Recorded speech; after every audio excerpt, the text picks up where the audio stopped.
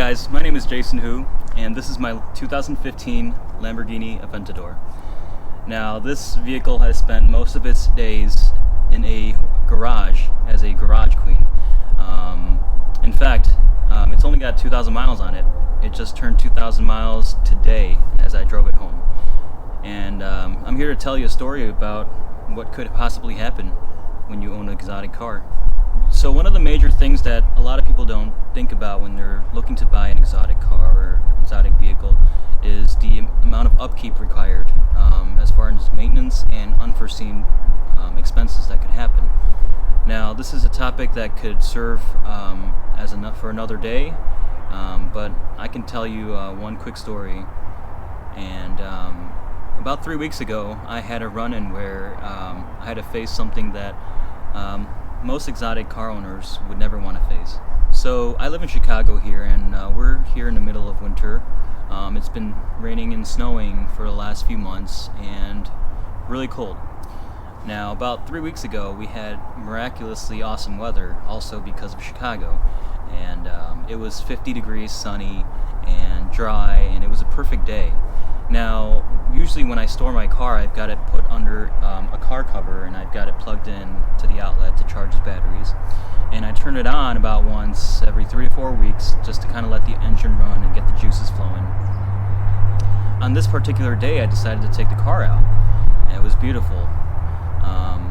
It was a beautiful day. I drove it around town, I drove it on the highways. It was just an awesome day, and as I was pulling up back into my subdivision, I noticed it was giving me an error, and it said ESC fault, and also right behind it, it was showing oil pressure low fault, something along that lines. And I'm thinking, oh crap, something terrible has happened. But the vehicle was driving just fine, and I'm not hearing any noises from the engine. So I limp home, and in hindsight, I probably shouldn't have done that, especially on a dry sump car like this. The oil pressure was reading 0, and you never want to drive a car without oil pressure. So I bring it back into my garage, and I do all the basic checks. I check the oil level, I look on the floor to see if there's any leaks. I keep on checking throughout the day on the floor to see if there's any leaks, and there wasn't any. But it was Sunday, and there was absolutely no one I could call at that time where I can send the vehicle to. So I called it a day, and I waited till Monday. Monday morning rolled around, and I immediately called the local Lamborghini dealership. This is a particularly small dealership, and I called, and it went straight to voicemail. I know that they only had one certified tech at that dealership, and they're usually pretty packed. So I was looking around elsewhere, and I thought of this one shop that I've always known that it was a great shop, but I'd never dealt with them before. They're Fluid Motor Union in Naperville, Illinois. I looked them up, I gave them a call that morning, and I immediately spoke with OJ, who is the owner, and he was just very knowledgeable. And he told me, yeah, just bring it on in, and we'll take a look at it. We'll see what's up with the vehicle. And I'm joking around, and I'm with him and thinking about all these different scenarios. What could it possibly be? Is it an oil pressure sensor? Is it like an instrument cluster failure, electronic problem? I was kind of joking and bringing up the idea, maybe I blew the motor. Like, what if I really did? How much is that going to run me? And he really didn't want to answer me, because that's not an answer that any car owner would want to hear.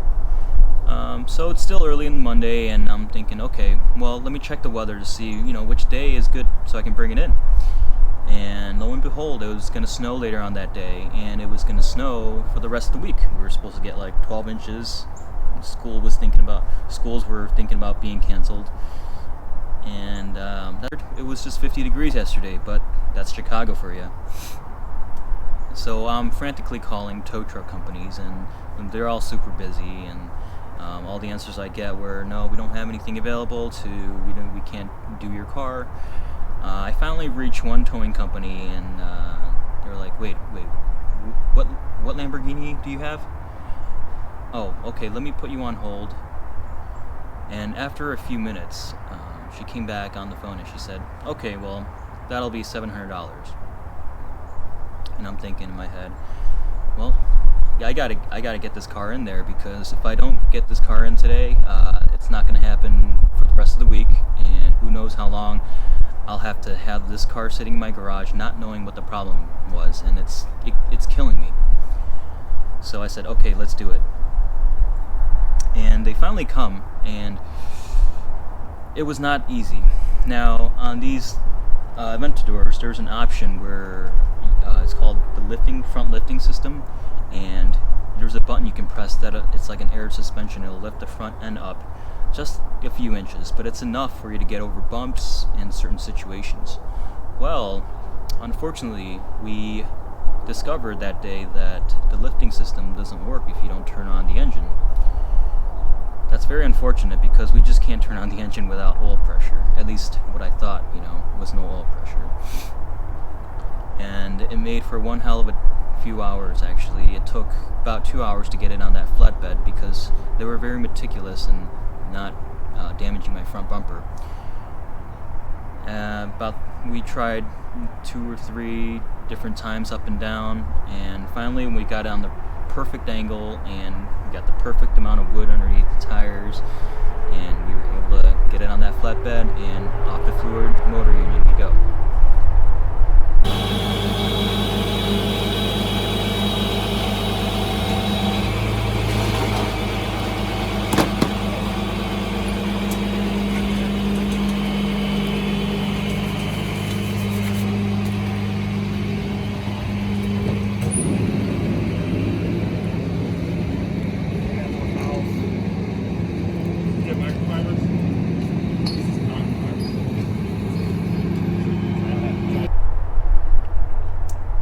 So this $700 towing, I have to remind you guys that we're only going 15 miles from where we're sitting right now.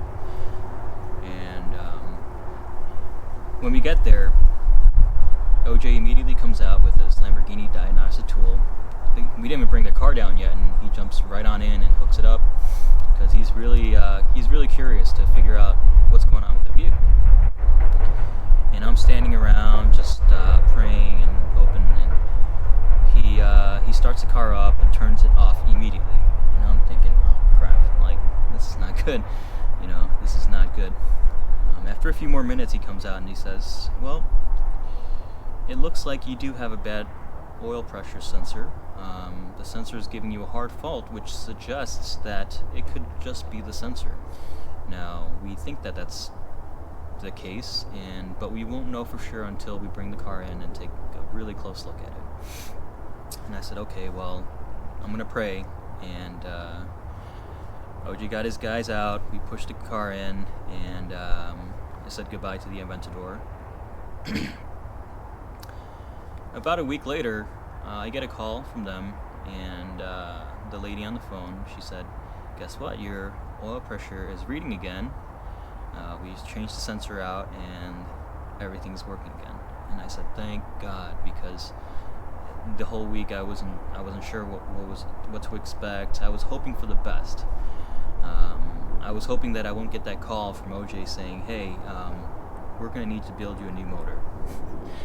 So that, over $100,000 headache turned out to be a probably like $250 sensor, $700 in towing fees, and probably about $1,000 something in labor.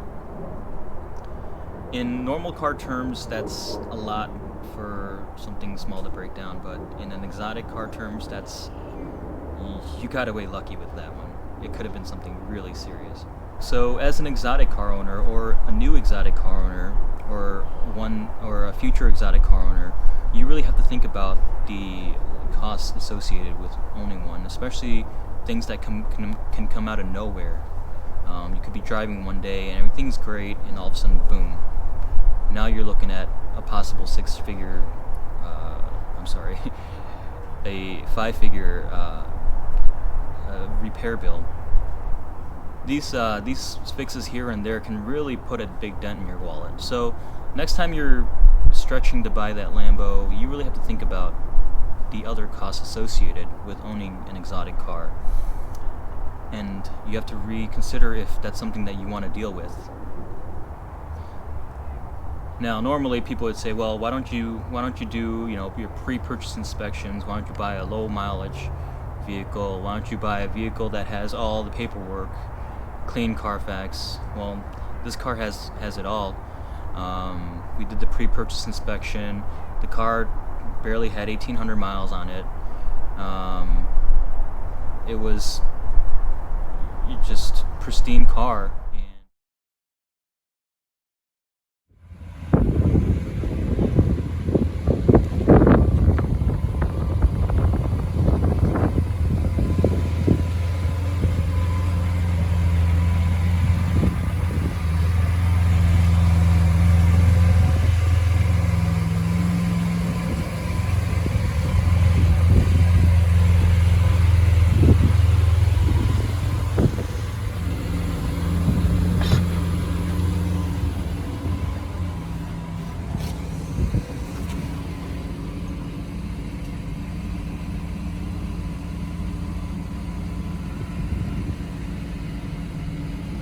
Josh and I have a lot of exciting new things that are waiting for you guys in the future, so please like and subscribe.